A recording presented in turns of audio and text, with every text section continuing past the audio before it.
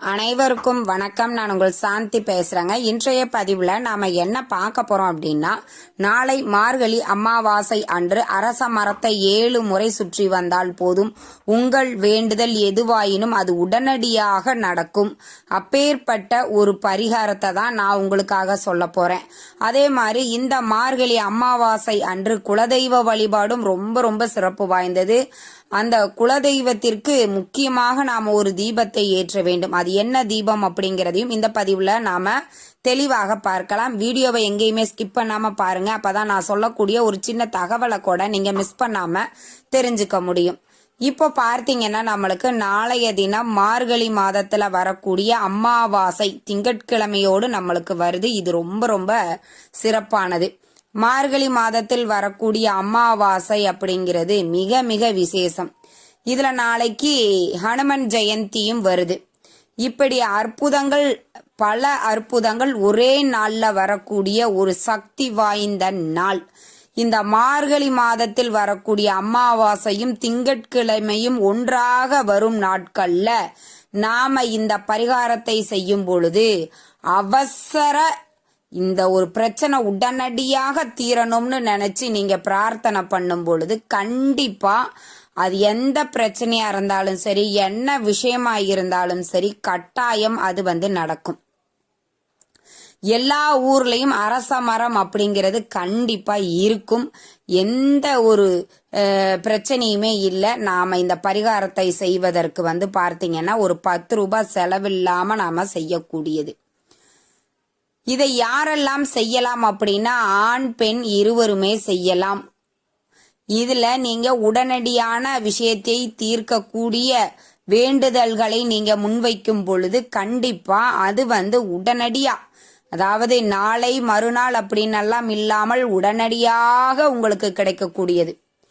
இப்போ ஒரு நல்ல வேலை கிடைக்கணும், ஒரு வரன், நல்ல வரன் என் குழந்தைக்கு கிடைக்கணும், ஒரு கடன் பிரச்சனை தீர வேண்டும், ஒரு பிரச்சனை போய்கிட்டு இருக்கு, அந்த பிரச்சனை உடனடியா தீர்ந்தா எனக்கு ரொம்ப சந்தோஷமா இருக்கும். இந்த மாதிரி வேண்டுதல்கள் எதுவாயினும் கட்டாயம் உடனடியாக தீர்வு கிடைக்கும், உடனடியாக நடக்கும். இந்த மார்கழி மாதத்துல வரக்கூடிய அமாவாசைக்கு அவ்வளவு சக்திகள் இருக்குது. இப்போ உங்க வீட்டிற்கு அருகில் இருக்கக்கூடிய அரச மரம் எடுத்துக்கோங்க. நிறைய பேர்கிட்ட இந்த அரச மரத்துக்கு கீழே விநாயகர் இருக்கும், இல்லைன்னா நாக அந்த சிலை வச்சிருப்பாங்க. இதுல எது இருந்தாலும் பரவாயில்ல, விநாயகர் கண்டிப்பா இருப்பாரு. அப்ப முதல்ல விநாயகரை வழிபாடு செஞ்சிட்டு அந்த அரச மரத்தை 7 முறை நீங்கள் சுற்ற வேண்டும். சுத்திட்டு நல்ல மனதார பிரார்த்தனை பண்ணிக்கணும். அதை சுத்தும் பொழுது பெருமாளையும் விநாயகரையும் மனதார பிரார்த்தனை பண்ணிட்டு ஏதாவது ஒரு வேண்டுதலை மட்டும் நீங்க ஒரு சங்கல்பமாக எடுத்துக்கொள்ளுங்கள். அதாவது நீங்க 7 முறை வலம் வர்றீங்க இல்லைங்களா, அப்ப சுற்றி வரும்பொழுதும் நீங்க இதே எண்ணத்தோடு இருக்க வேண்டும். இப்போ உதாரணத்துக்கு எனக்கு ஒரு நல்ல வேலை கிடைக்கணும், இந்த கம்பெனியில இந்த வேலையை நான் எக்ஸ்பெக்ட் பண்றேன், இந்த வேலை கிடைச்சா எனக்கு ரொம்ப சந்தோஷமா இருக்கும், என் லைஃபே மாறிடும் அப்படின்னு நாம நிறைய பேர் கனவுல இருப்போம்.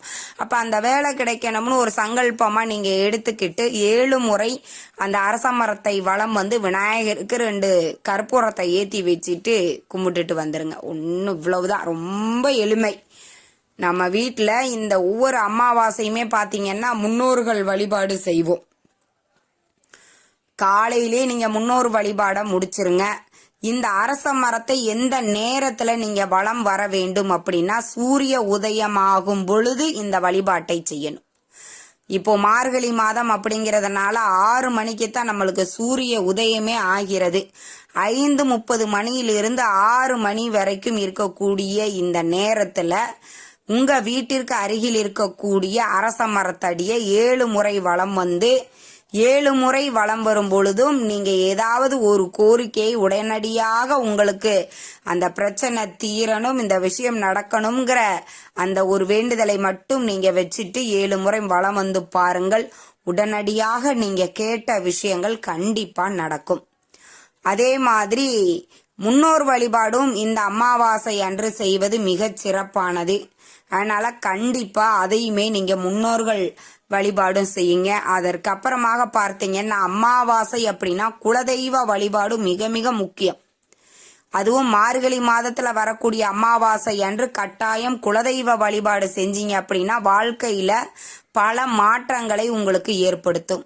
நீங்க என்ன பூஜைகள் பரிகாரங்கள் வேள்விகை யாகங்கள் நடத்தினாலும் உங்களுடைய குலதெய்வத்தை வணங்குவதற்கு மறந்துவிட்டால் நீங்க என்ன பூஜை செய்தாலும் அதற்கு பலன் இருக்காது. அப்பேற்பட்ட அதிசக்தி வாய்ந்த குலதெய்வ வழிபாட்டை நாளைய தினம் யார் ஒருவர் முறையாக செய்கிறார்களோ அவர்கள் வாழ்க்கையில் சகல விதமான செல்வங்களும் ஐஸ்வர்யங்களும் தேடி ஓடி வரும் அப்படிங்கிறது நம்பிக்கை. அமாவாசை அன்று அதே மாதிரி உங்களுடைய குலதெய்வம் கோவிலுக்கு போகும் பொழுது இந்த ஒரு தீபத்தை நீங்க போடுங்க. என்ன தீபம் அப்படின்னா மாவிளக்கு. இந்த மாவிளக்கு நான் எப்படி ரெடி பண்ணணும்னு ஏற்கனவே நான் நிறைய பதிவுல கொடுத்துருக்கிறேன். பச்சரிசியை கழுவிட்டு ஒரு 10 நிமிஷம் ஊற வச்சுட்டு அதை நெவுள்ளையே காய வச்சு அதை மிக்சிலேயோ இல்லை கிரைண்டர்லேயோ போட்டு அரைச்சிங்கன்னா பவுடரா வரும். அதில் பார்த்தீங்கன்னா நெய், வெல்லம் இது எல்லாமே சேர்த்து மாவிளக்கு மாதிரி பிடிச்சிட்டு அதில் நெய் ஊற்றி பஞ்சுத்திரி போட்டு தீபம் ஏற்ற வேண்டும். இந்த மாவிளக்கு தீபத்தை உங்களுடைய குலதெய்வத்திற்கு நாளைய தினம் நீங்கள் ஏற்றி வழிபாடு செய்யும் பொழுது இந்த மாவிளக்கு பச்சரிசி அப்படிங்கிறது சந்திர பகவானை குறிக்கக்கூடியது. சந்திர பகவானுக்கு பிடித்த தானியம். திங்கட்கிழமையில நம்மளுக்கு அமாவாசை வருது. அப்ப திங்கட்கிழமை சிவபெருமானுக்கும் சந்திர பகவானுக்கும் உரிய நாள்.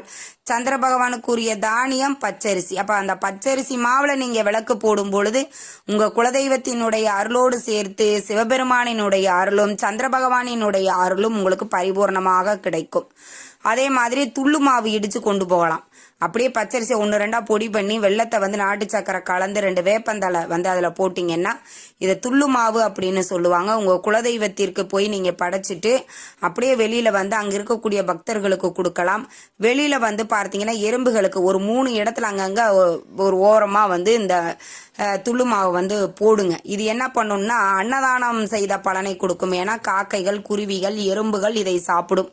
அப்படி சாப்பிடும் பொழுது நாம அன்னதானம் செய்த பலனை நம்மளுக்கு கொடுக்கும். கட்டாயம் நீங்க இந்த 2 விஷயங்களையும் நாளைய தினம் செய்யுங்கள்.